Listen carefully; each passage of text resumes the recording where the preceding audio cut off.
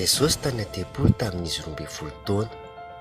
Isan-taona ny ray aman-drenin'i Jesosy dia nandeha takany Jerosalema hamonjy ny fetin'ny Paska. Rehefa feno 12 taona Jesosy dia nandeha nakany Jerosalema izy ireo toy ny fanaony isan-taona.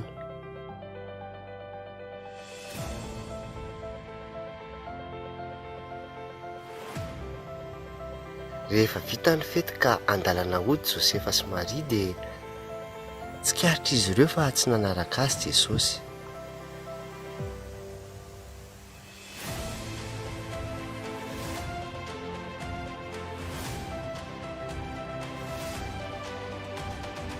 Dia nivirin-dalana nakany Jerosalema izy ireo mba hitady an'i Jesosy.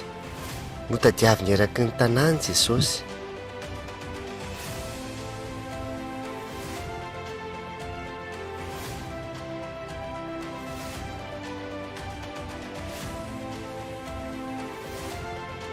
Rehefa afaka telo andro dia hitan'izy ireo tao amin'ny tempolo Jesosy mipetraka eo afovoan'ireo mpitondra fivavahana.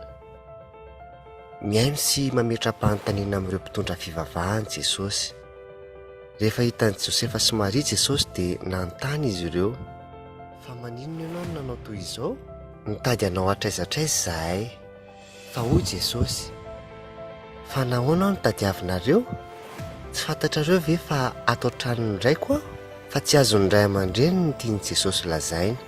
Dia lasa Jesosy nanaraka azy ireo sy niverina nakany Nazareta ary nanonaka toy ny ray aman-dreniny. Jesosy dia nialehibe sy ny tombo fahendreny ary nakatoan'Andriamanitra sy ny olona rehetra.